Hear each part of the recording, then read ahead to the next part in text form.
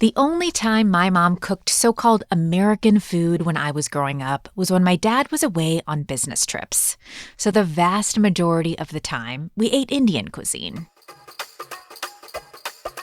Our plates were filled with white basmati rice, scoops of dal, veggies, or chole, and some kind of curry: chicken, lamb, fish, or egg. In order to fully absorb the richness of each taste, my dad instructed that we eat with our hands. He always said that unlike forks and knives, the hand has a special scent that transforms the taste of food.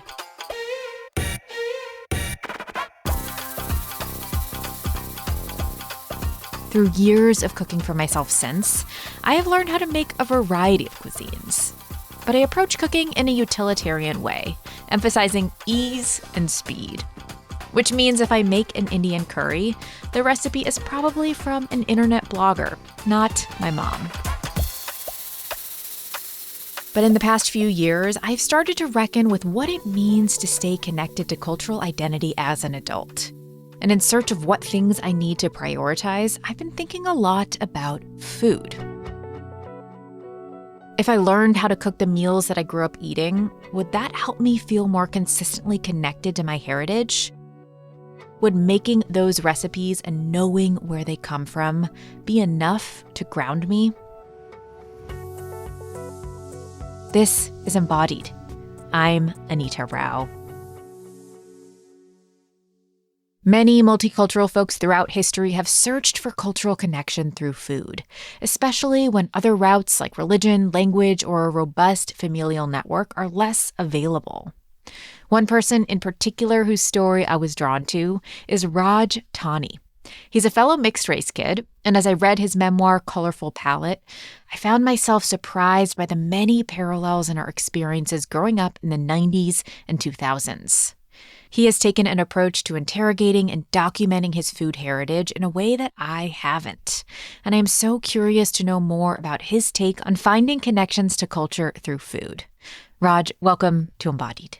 Thank you, Anita, for having me. I'm so excited. So much of the experience of being an immigrant, a mixed race person, a multicultural person in America is that balance of trying to stay connected to where our families have come from while also building our own blended identities. And I'd love to get a sense of what this was like for you in your early life. Like, tell me about your family heritage and the mix of cultures you were born into. Well, my dad came here from India in 1976 from Mumbai. He came here as a student, and my mom was from the Bronx. And her mother is Puerto Rican, and her father is Italian-American. So you have this beautiful collection of cultures that you were born into. But from a young age, you really had this sense of kind of feeling like a misfit. You talk in your own writing about how even going into your first day of kindergarten, you were like, okay, I know this world isn't going to really accept me or digest me for who I am. So how did that feeling of being an outsider come to you at such a young age? Yeah, well, it was pointed out to me. It's funny, when you're a kid, you don't know that you're different in this world until people start telling you you're different. So whether it was my dark curly hair, my bushy eyebrows, my olive skin, my foreign-sounding name, my brown-skinned father with a funny accent, my mother who didn't look like a standard white American suburbanite, and my brother also didn't look like anyone else. So we were both misfits already before we even asked to be part of the local culture. So it was really tough going through school and being kind of always pointed out and treated as this outsider. I mean, kids are already looking for a reason to bully and pick on other kids. So I had 10 steps further back than any other kid trying to gain acceptance. You really yearned for belonging, though. It seems like you had this kind of keen sense of like the way that you wanted to feel, and that the way that you felt at school and with your friends wasn't exactly the way you wanted to feel. And you often turned to food and cooking in search of belonging. Can you tell me maybe like the earliest time you remember that being a link for you, where you found that belonging you were craving through food in the kitchen? Yeah, well, I mean, when you're surrounded by American food, what you're eating inside your house is so different than the outside world. And I realized that there was something special going on in my household because, why was my mother cooking chana masala one night And why was the next night she was cooking arroz con dulces, and then on a Sunday night we'd have meatballs and spaghetti. It was very special upbringing that made me realize, wait a minute, we're not like everybody else. And maybe that's a good thing. So I learned early on that food was this attachment to my identity because I didn't have much else to go by. My parents weren't really strict about teaching us their cultures. You know, it was a little more loosey-goosey. And maybe sometimes for the better, sometimes for the worse.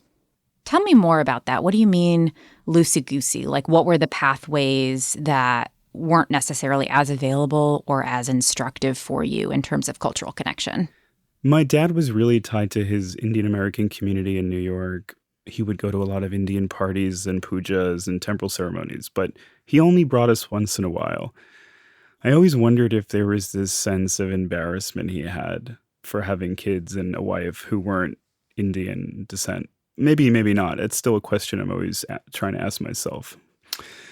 And my mom, she grew up Roman Catholic, but she didn't enforce her religion on us. Neither did my dad, but that left us, without some sort of a community as well, because we didn't really grow up being that accepted by any of the three cultures that were in my life. We'd go visit family on weekends, but there was always a sense that my brother and I felt that we were outsiders among every single culture. Did you have access to language? Like, did your mom speak Spanish at home or did your dad speak Hindi at home? Was that a point of connection for you? My dad spoke Hindi, but he never taught my brother and me. And I still don't know why to this day. Same. Yeah. I don't know what it is. Maybe they just didn't care enough to want to teach us. Maybe they thought it was too complicated. My grandma spoke Spanish, but she was always embarrassed by her Spanish because, as they called it, broken Spanish, which was like the neighborhood slang Spanish of the Bronx. So she was always slightly embarrassed to speak it. And Italian, there were some words, but of course, my mother never learned Italian fluently, and she also had that broken Spanish knowledge, but never used it. So there were, I just tried my best to master English as best as I could while all these languages were floating around my household. It was tough. You note your mom and your grandmother both as people who spend a lot of time in the kitchen. But I'm curious, as a little kid, were you actually folded into the process of cooking or were you mostly watching? Like, how did you form these really deep food memories? I was a curious kid and I used to ask a lot of questions early on about my mother and my grandmother's journeys, but they didn't always want to open up. But when I started asking about food, that's when they felt a little more safe to be a little vulnerable. And I used to ask to cook with them all the time, and they'd welcome me as well. So when I was a kid, they let me peel garlic or roll meatballs or eventually chop onions. It's when I started cooking with them in the kitchen alongside them that they'd tell me a lot of these stories about where these dishes arrived from. Like the first time my mother attempted to make chicken curry for my dad, she used Coco Lopez, which in Puerto Rican culture, that's like how you make pina coladas. So she tried to use that as a milk base, and it came out awful, and it was an embarrassment. But she worked so many years to perfect chicken curry. So this chicken curry was very meaningful to her because it was her way of gaining acceptance in his community, or at least her feeling of pride that she had a right to be there. There's so much in your mom's and grandmother's stories of a tension between where they came from and also their desire to kind of become students and champions of their husband's cuisines, really out of love, but also out of a desire to belong. And this is a story that's really well told through two particular dishes. So could you tell me the story of your Nani's meatballs? That's the name that you call your mom's mom, your Nani. Yeah, those meatballs were very important to her because when she was marrying her husband in 1957, she was trying to gain acceptance into his Italian-American culture. And they were making really derogatory comments like, I hope their babies don't turn out dark. These were aunts and uncles saying this. But my grandma didn't let that bother her, She had this inner strength that no one can tell her otherwise. So it was important to her to make the best meatballs in the entire neighborhood and gain acceptance and respect through them. And she did, apparently. And they've become legendary in our family, and I've always heard about these meatballs. But it wasn't until I started cooking alongside her that she'd open up and tell me why these meatballs were so important. And I realized it was because she was taking on the identity of becoming an Italian American, which means that she was trying to ascend in society. That was really important to her because she grew up poor, and being Puerto Rican was very tough in America. So those meatballs were a way of gaining respect. It seems like she had this innate desire to perfect it, but there was also this expectation from her mother-in-law, like, you better learn how to make these meatballs. So I'm curious about, like, your thoughts on kind of the pressure that is put on women and on matriarchs in these cultural blending contexts to be the cultural translators for their family. My grandma and my mom both had a lot of pressure from the older generations, especially because they're not of the culture. Not only that, but I should point out that they were both very self-empowered people. My grandma, she worked in a department store folding clothes in order to help her 8 siblings and her parents through the Depression, and eventually became the breadwinner in her family. She became a bank manager, started as a teller. And then my mom also, who didn't go to college right away, she worked as an assistant in a travel agency in the 70s, and she was always so fascinated about the world. So she had already been to India before she met my dad. There was already this deep curiosity and need to climb the ladder, and it just was innate inside of them. Nobody was telling them this. They weren't on a mission to prove anything. Coming up, we're going to talk about the dish that Raj's mom perfected to gain acceptance from the Indian community. We'll also hear more about Raj's search for cultural connection, whether at the Indian buffet or a teenage house party.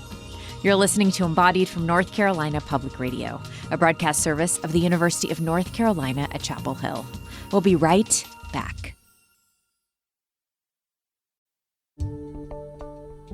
This is Embodied. I'm Anita Rao. Today, we're talking about food. How what we cook and what we eat connects us to our cultural identities, and whether or not food is enough to make us feel like we really belong. Digging into this with us is writer Raj Tawney. Raj grew up in an Italian, Indian, and Puerto Rican family. His memoir, Colorful Palette, explores his journey to make sense of his mixed American experience through food. We heard the story of his Puerto Rican grandmother, Elsie, who he calls Nani, and her meatball recipe that won over her husband's Italian-American family. And history repeated itself with Raj's mom, Loretta. Loretta worked to master a recipe for chana masala, an Indian chickpea dish. She'd bring it to parties hosted by Raj's dad's Indian friends. And as a kid, Raj had a front row seat to observe the results of his mom's efforts and where her desires to bridge the cultural divide met the reality of the community that she was trying to connect to. Well, Indian housewives, or Indian women in particular, they're very much not accepting of outsiders. And I think that's still true to this day by things I've heard from friends. So when my mom would bring her dishes, they'd always criticize her as they're not going to eat her food. They're not going to like it. They just refused to want to accept that she was making an effort. But then sometimes she'd put the food on the table and not tell anybody that it was hers. When she saw them eating it and really enjoying it, she kind of had this personal satisfaction. And also, she took classes to learn Hindi. She took these night classes after work just to teach herself Hindi in order to further gain acceptance, and also just because she was fascinated by Indian culture and loved it. So when the wives were talking smack about her, she knew. And I think once or twice she called them out on it, and it really embarrassed them because I think she just had enough of that. So it was a personal victory for her. And, she reflects on it now when I talk about it with her, and she doesn't think much of it. But I always think, man, that's so badass. It's so cool of you to do that. Who does that? You use this phrase in your work where you kind of talk about how food is important to understand your complex Americanness, because it did give you these links to your family history. We talked about the importance of the meatballs and the chana masala. But it was also a way for you to kind of forge who you were as someone interpreting these as an American kid growing up in Long Island. And when you got into your teenage years, you started craving foods that you hadn't grown up eating, like that maybe some of your peers did. I'm curious about the foods that helped you explore your American cultural identity. Well, the foods that helped me explore that were pretty much garbage and junk food and fast food and, things that you probably shouldn't be eating on a weekly basis. But, when you're a teenager and you see other kids eating it, of course you want to eat it too. It doesn't mean I didn't eat the food that my mom and grandma made or I helped them make, but it was less often when you're a teenager. But was there a specific fast food that comes to mind? I think Taco Bell we really loved. And it's funny because Indians have this relationship with Taco Bell. They seem to think it's the closest thing to Indian food. They love going to Taco Bell. I don't know if you've experienced that. It's fun. My family loved going to Arby's. I feel like it was because it was almost the farthest thing from Indian food is like a roast beef sandwich and curly fries. Like that was our go-to. But I love the Taco Bell reference. I totally saw that in other families. Oh, really? Yeah. Well, it's funny you say Arby's because, I had grown up eating beef every now and then. And one time I was hanging out with my Indian American friend, I think at an Applebee's, and I was eating a burger. And he looks at me and he says, you're Indian, right?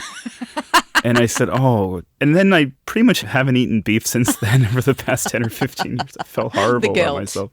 The guilt. Yeah.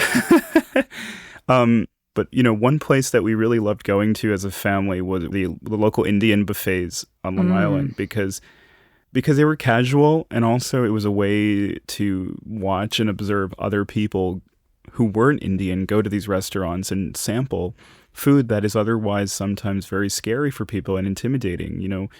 So when I would go with my mom and grandma and my brother, if I was craving Taco Bell that day, and I didn't want Indian food or I wanted to pretend I was at Taco Bell, I'd take a piece of naan and I'd start kind of making a taco shape out of it and put like chicken tikka and chole and chaat and all this stuff, and I'd kind of eat it like a taco, which I wrote about in the book. And it's probably pretty disgusting. It's fallen over my hands and stuff, but I still like to do it, but my wife gets mad at me and she thinks I'm a slob. Well, I love that image because it's kind of like this combination of you being defiant, saying, fine, if I'm going to be at this Indian buffet, then I'm going to make food the way I want it, like if I were at Taco Bell.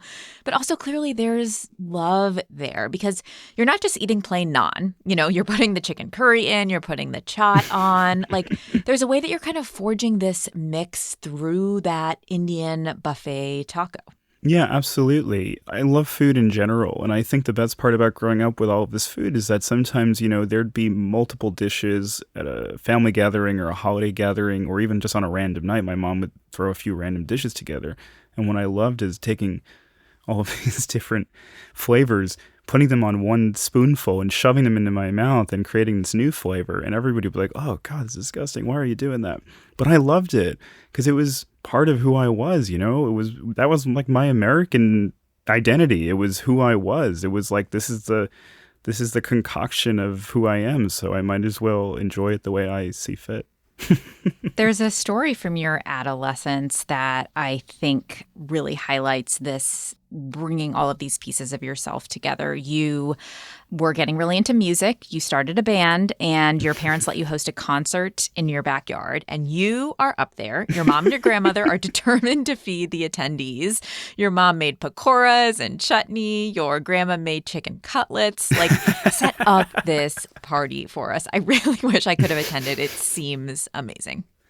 Yeah, when I was expressing myself through music in high school, and we had formed bands, and I was performing at all the school talent shows, I was influenced by a lot of aggressive music like Rage Against the Machine and Nas and Big Pun. So I was doing music like that in high school, and, we had this idea of like, we couldn't curse on stage, we couldn't be as wild as we wanted to, so let's do it on the back deck of my house and invite a bunch of people. So I asked my parents for permission, and they reluctantly said, yeah, my dad loves to like party, so he was all in. And, my mom and grandma, they all had to be there because everybody loves my family, because they're such characters. So they had to cook, of course. So all of these wild teenagers were having a great time, but they were also eating my mom and grandma's food.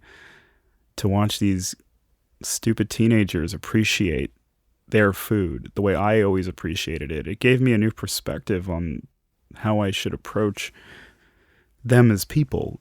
I had an adolescent perspective for so long, and then as an adult, you realize these are just people trying to make the best life for themselves, and the way they want to nurture and take care of people is through food, and that's the power and the beauty of it. Food acts as this connectivity because you don't just want to nourish people, you want them to enjoy it, even if they're stupid kids. Yeah, and there is like that desire of wanting to share with other people. Like I feel like, it's kind of a stereotype of like the Indian parents, forcing all of their kids' friends to eat food or take home leftovers. But it really is like, it feels like an important extension of how you share your culture to like provide a sense of abundance and provide this sense of access. Like this food is here for you whenever you feel ready to take it. Yeah, I mean, that's absolutely right. I think that's the feeling you get when you walk inside somebody's household and they're cooking for you, that they don't just want you to enjoy the meal. They're saying, I want you to live. I want you to experience this.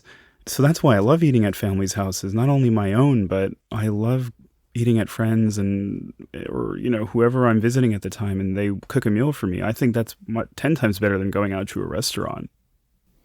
I want to talk about another part of your story that has a lot of important food themes, which is your relationship with your now wife, Michelle. You all met in your mid-20s. You were working in the communications realm, and food became a huge part of your courting and how the two of you got to know each other. So talk to me about what you learned about Michelle through food. Well, I learned that she is the product of her parents, Jim and Susan, who are both open-minded people. They come from Queens, and they were raised to have an open mind toward food and to love it and appreciate all cultures. So they instilled that in her. So on our first date, she took me to a place in Flushing, Queens, which is a largely Asian population. And I tried shabu shabu with her for the first time, which was something that she always loved. That's a hot pot with all these raw ingredients, and you kind of mix it in, and then you eat it either like a soup base, or you take it out of the pot and, eat it with chopsticks. And at that time, I was really unfamiliar with it, but I gave it a shot. And she later told me that she was testing me, and her mother would say, "Oh, that was horrible. Why would you do that to that poor boy?" But she wanted to see if I was open-minded. And here I am thinking I'm the most open-minded person in the world. And meanwhile, she was testing me, and I love that about her. I respected her so much that she wanted to see, if I was who I said I was. And I was so nervous that I shook her hand at the end of the night. Yeah, I'm really lame. Well, so, I mean, she clearly has a love for food and is adventurous and is interested in understanding where food comes from. But I'm curious if there's ever been times where it feels hard to kind of communicate the complexity of your cultural identity with her, and how you go about doing that through food and through other means. Well, I think Michelle is really responsible for bringing this kind of cultural pride out of me. I think when I was in my 20s, there was a sense of shame, and I just wanted to assimilate into being like an all-American person. But she was the one who said, these are the best parts about you. Why are you trying to push them down? This is who you are. So she showed me that my identity was really my strength. It wasn't a disability. It wasn't something I should be shy about. It's something that is a superpower, really. And I owe that to her. I feel like I know myself more because of her. I love that. And I think there's so much in this being a mixed kid and a multicultural person where there are things that you just grew up absorbing, like having access to food at the dinner table and those things just being a given. And then once you're out on your own and you have to figure it out for yourself, I think the role a partner can play in helping support that is so important. Even just asking the question of like, why do you make chole this way? Like having the ability to reflect on that and push you to ask new questions. I'm curious about kind of how the process of writing this book and collecting recipes from your mom got you to ask new and different questions about the significance of these recipes. Well, writing the book was emotionally draining, to be honest, because I had to revisit parts of my life that I, hadn't been in my mind for so long. But every time I would write a chapter, I would always come back to food, and that's why food was so valuable to me. And my mom helped me with the recipes in the book. My grandma had passed in 2018, so I only had some recipes from her, but my mom gave me the rest, and she would tell them to me verbatim. There were no exact measurements in these recipes. Everything was like spoken word poetry. It was like a dash here, nix this, da da da da da. It was really cool the way it came out. And when the publisher asked me, do you want us to put exact measurements in? I said, no, that's exactly the opposite of what I want, because it's like a family heirloom and it's perfect the way it is. It's perfectly imperfect, just like my family, just like me, I guess, just like all of us, it's beautiful. The messiness is beautiful. So writing about, I don't even remember your question. Sorry. Well, I want to ask you about that because I totally hear that, but I think that makes it hard for me sometimes to make my mom's recipes because I'm looking and I'm like, or like if I take the time to call her and ask for something and she says like, a bit of turmeric and some ginger. And I'm like, I don't have time to maybe mess this up and not have dinner tonight. And it's like this slow build of obstacles that make me turn to a random internet blogger's curry versus my mom. So like, how do you actually navigate that? Like the practical piece? Well, I think I observed so much in the kitchen that when my mom says a pinch or a dash or a small spoonful, I knew exactly what she meant. And now that the book's been out for a little while, people have sent me photos trying the recipes, and they come out exactly the way we hoped they would. So I don't know what that says about exact measurements, but I think recipes that have lived and survived for this long have for a reason. Do you think there's something that people can do if they don't have the ability to observe? Like if they are really far from family or if they don't have that direct connection to like get in the kitchen and observe? Like what are the other pathways?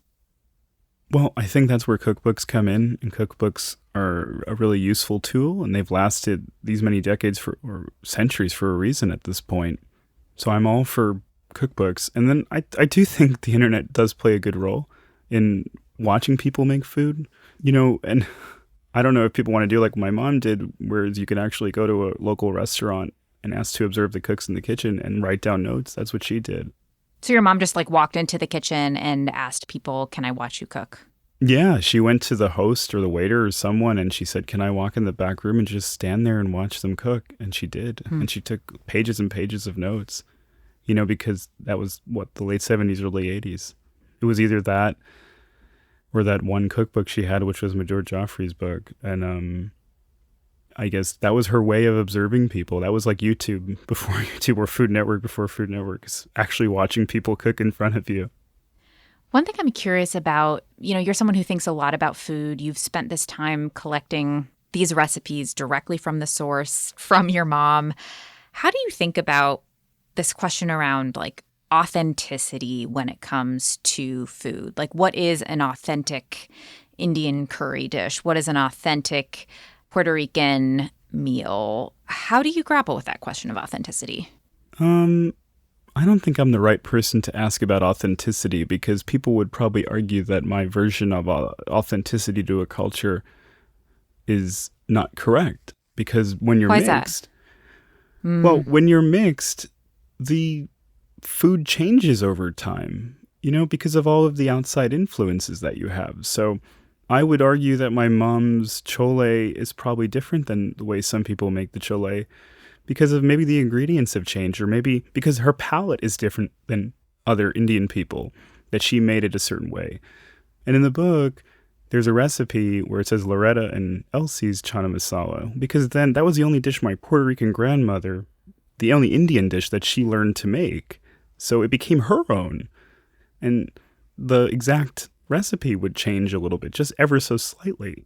So I don't think I'm the authority on authentic anything. I think I'm just a person who loves food and who loves his family, who's trying to figure it out along the way. And whatever we have, whatever this mess we have, I love it the way it is. It's imperfect, but that's exactly how I want it to be. So you're not in search of, authentic Italian meatballs. You're in search of Elsie's meatballs that are maybe not capital A authentic, but they're ones that have kind of evolved over time. I don't even know what authentic means anymore. And Yeah. Living a life not committed to any one culture, but learning to respect all of it. I think that's what being American is, that it evolves over time, that the food from our old countries morphs and changes into our own. And I think that's what my writing is. It's really, it's a love letter to the people who took these cuisines, who learned them, who loved the cultures, but slowly changed into their own version of it, just like our family is being mixed.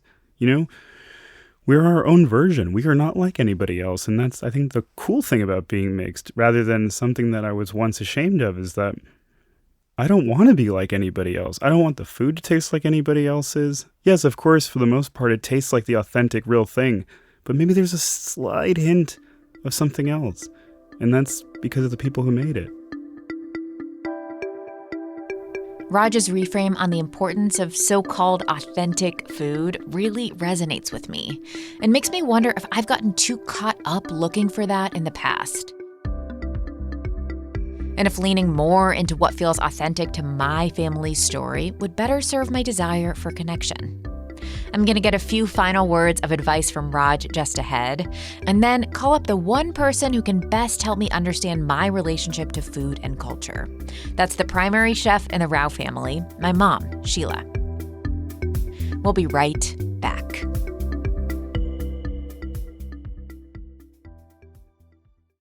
This is Embodied. I'm Anita Rao. For those of us who feel like cultural misfits from multiracial, multicultural, or immigrant families, is food the key to belonging? That's the question we're exploring today with Raj Tawney. Raj is a writer and the author of the memoir Colorful Palette.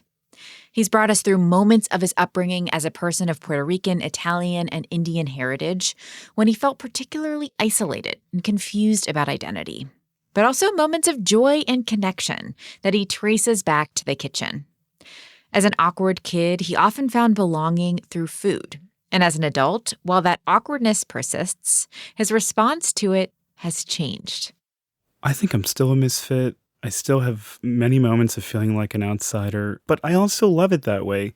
I certainly have a sense of pride, but I also have this awkwardness that I'm always going to have because I just always feel like I'm this outsider. But I like that, and I like befriending outsiders. Just last week, I spoke at Queensborough Community College down the street from where my parents started their marriage. And I spoke to 275 students who were reading this book. And these were all immigrant students and children of immigrants from all over the world. And it seemed to really affect them. When they had me signing the copies, I was looking, and they underlined all these words, and they wrote notes in the margin, and they put stickers on it. And it seemed to really mean something to them. It really affected me because it showed me that you think you're supposed to take this path to becoming American and do all the right things in your life and ascend, and then you're American. But that's not the way a lot of us feel. So I feel like I'm writing for a lot of people who feel like they're living on the sidelines, they're living in the margins. And I want to speak to them. I think writing the book has been this really emotional experience, but watching people interpret the book and making it their own and then sharing their own personal experiences with me has been the most rewarding part. I want to ask you, mixed kid to mixed kid, how would you help me kind of answer this question of how to figure out the role that food can play in making me feel more connected to my Indianness? Do you have advice for me? Oh, go hit the Indian buffet and just, get messy. Just throw a bunch of dishes on your plate, make a taco out of the naan bread, Yeah, just go be part of it. You want to really know, like, about Indian culture, go to your local little family-owned Indian restaurant, and you'll see that food is so meaningful to them, and that they're really cooking it in the back and they want you to like it. They want you to come back. That's the best way to feel connected. Every time I eat Indian food or any food from my cultures, I feel like home. I feel like it's part of me. Well, food is an important way of finding home and exploring. I think you're putting it so well when you talk about food as a way to play with identity as well. And like at the buffet, you can play. You can find the balance of the things that might feel more familiar and the things that might feel more distant. We've talked a lot about the role that food can play, but in moments when you're feeling like a misfit and you're wanting a way to feel connected and food isn't doing it, are there other things that you have tried to do to find a way in and try to find a way to kind of feel closer to where you came from? I think learning about the people who came before you is crucial to understanding yourself. Whether you want to know about their journeys or whether it's difficult to hear about what they had gone through, I think the more you learn about those people who raised you, and for better or for worse, everything that they had gone through to make you and make you who you are, it makes you connected to this past and these cultures. Every time I think about what it means to be American, there's so many answers to that question. And I'm still asking that to myself every day because it changes, but I think the more I've learned about my own family and everything that they had to go through gives me a sense of identity and purpose. And I do it for them, I'm writing it for them in a way to better understand myself. And I don't think I have all the answers, to be honest with you. I think I'm still searching for those answers. Well, I so appreciate you going on this journey with me and your book and your writing. Raj Tawney, thank you so much for the conversation. Thank you, Anita. I really appreciate you having me.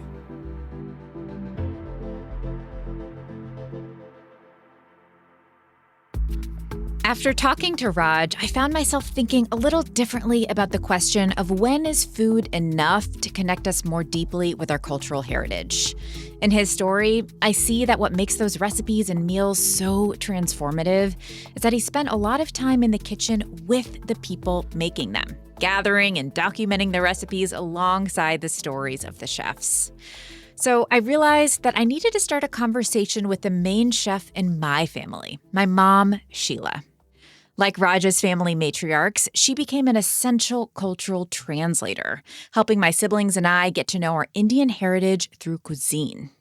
I know some about her cooking journey, but definitely not enough. So I gave her a call. Hey, Mom, are you there? I'm here, Anita. How's your day going? It's going well, thank you. My mom and dad met in 1981 at a hospital dance in England.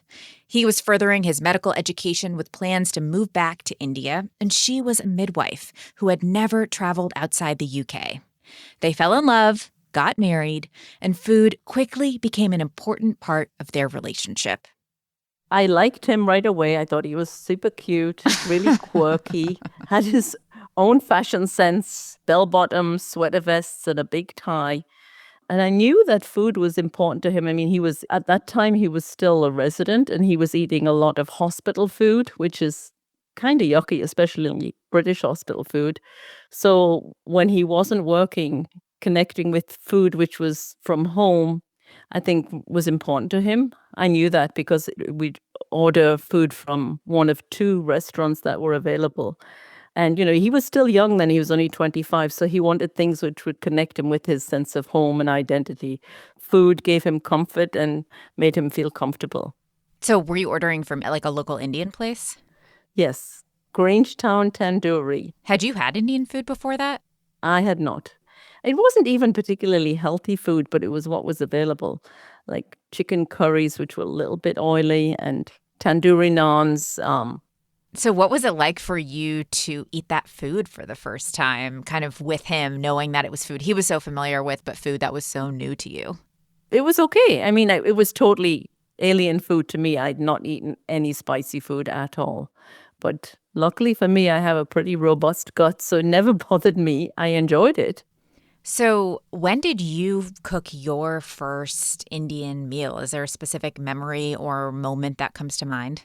Very much so, because we'd been married for 2 days. And so I was just feeling very lovely in my new married accommodation. And Dad said, Sheila, I think we should invite all my chiefs for supper. And I'm like, oh, really?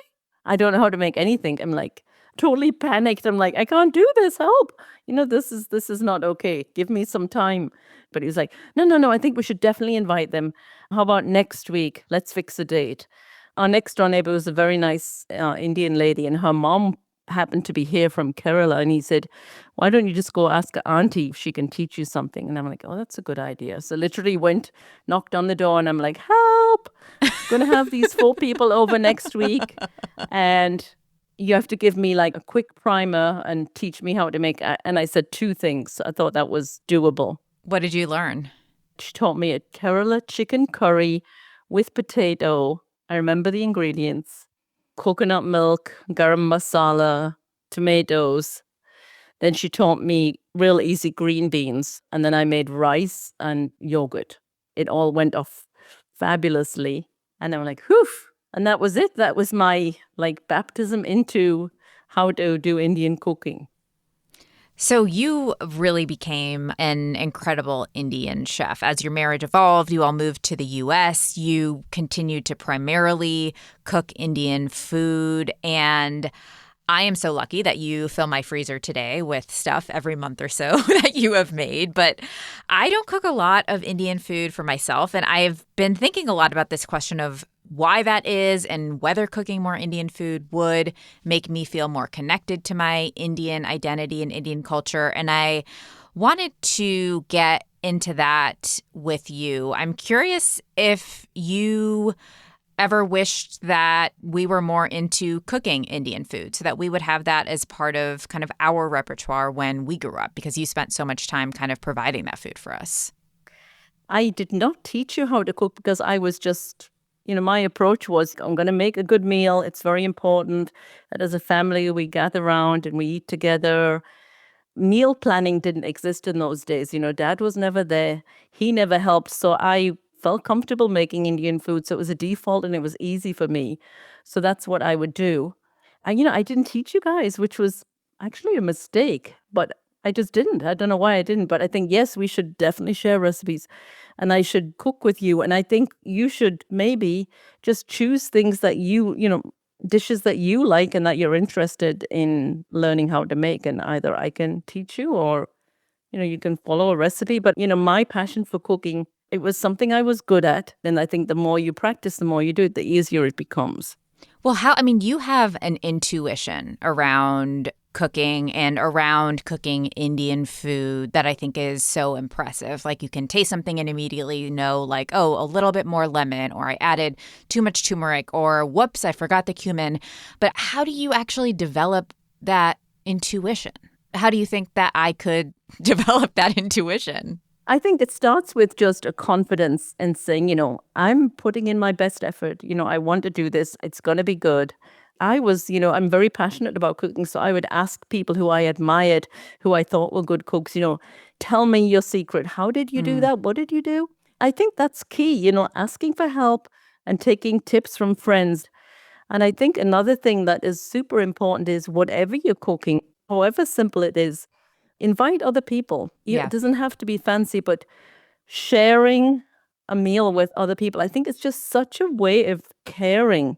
And it's a simple thing that we can do. And I think it's really hard and where everybody's busy and running pillar to post. And I'm proud that I've always took the time and I've had the luxury of being able to do that. And I think, you can do it. You have a lot of confidence and I believe in you. You totally can do it. And I love my pressure cookers like they're like my children, Well, you've said to me before that you want to be buried with all of your pressure cookers. And teapots. Yeah, and absolutely. Your teapots. And your teapots. And your teapots. Because it's a spiritual experience, just really getting into the zone and making a good meal. I think it is. And I think for me, that I'm so story oriented. And I think for me, hearing the story of how you learned to cook that first meal by walking to your neighbor's house, that helps me feel a deeper connection and helps me feel a stronger desire to make something because I know the story behind it. Do you feel like there are more stories that you have around food or that Dad knows that you guys could share? Yes, I think we do. And I think what I need to do is start writing a recipe book. I mean, I have the recipes in my head and I have some of them typed up, but I think that is a really important way of sharing and encouraging you all to cook. Like, some people have an innate interest, and I think maybe you have to just cultivate it and sort of think, okay, I really want to try to make this one dish, and don't be discouraged if it doesn't taste good the first time, because you have to try a few times. It's not always. And for me, frustration never happens. If frustration happens with everything, but cooking, I never get frustrated. You might say to me, oh, well, could you write an essay? I'm like, okay, I'll make dinner for 100 people, but I'm not going to write an essay. Well, I can help you. I can definitely help you with the cookbook piece. I feel like our skill sets are a good complement there. But do you think so? Okay, if you're gonna, let's propose this idea. So if you are gonna make this cookbook of these recipes, what British recipes would you include? We've been talking a lot about how, you've become such a good Indian chef, but are there British foods that you would like us to learn how to cook or learn more about? I'm definitely proud of my British heritage. I would not say that British food per se is cordon bleu, but we ate pretty basic food: bacon sandwiches, scones, Yorkshire pudding. I do wish I could make a good Yorkshire pudding. I cannot do that. Roast beef, gravy, those things. But beyond that, I don't think British cuisine is the greatest. So I would have to really think a little bit more. Do you miss having British food? Or do you miss having that kind of closeness to your British identity through food? Or do you get that another way? I think I get it another way. If I just think of a bacon sandwiches, I just think of my mom, So Yeah. Yes, I do have connections with certain things, and toast with 15 layers of butter. Same thing. I just think of my mom. And you cannot go past a good British cup of tea. No way. How many cups of British tea do you think you drink a day? Probably 5. 5? Get 5 cups of caffeinated tea. Absolutely. That's breakfast, then mid-morning, one after lunch, mid-afternoon, and then one more in the evening, or maybe 6. Okay, so we have a plan to make a cookbook. We have a plan for me to spend more time with you in the kitchen. Is there anything you want to add to that list? Yeah. Always take the time to enjoy foods that give you joy, a food that you and John enjoy together. Establish some traditions. Maybe Christmas time we have a British breakfast. Yeah. Or, tea and scones. But, you think of 2 or 3 Indian dishes that you would like to make, and I will help you do it. And then you will feel that sense of accomplishment. Well, thank you so much, Mom. I look forward to getting in the kitchen with you and learning more. And thank you for the conversation. You're so welcome. After talking with my mom, I feel solid about our plan and also grateful that she is around to cook with. The Sheila recipes up first on my list are a divine lamb and spinach curry she makes and bindi masala, the only version of okra I actually enjoy. If my mom and I ever do make that cookbook, I will certainly share the details with y'all.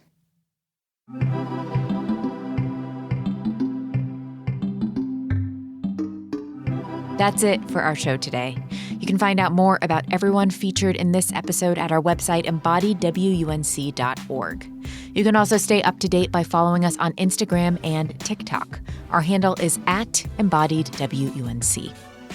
Today's episode is produced by Kaya Finlay and edited by Amanda Magnus. Nina Scott is our intern, and Jenny Lawson is our technical director. This program is recorded at the American Tobacco Historic District. North Carolina Public Radio is a broadcast service of the University of North Carolina at Chapel Hill. I'm Anita Rao. Sources and methods, the crown jewels of the intelligence community. Shorthand for how do we know what's real? Who told us? If you have those answers, you're on the inside, and NPR wants to bring you there.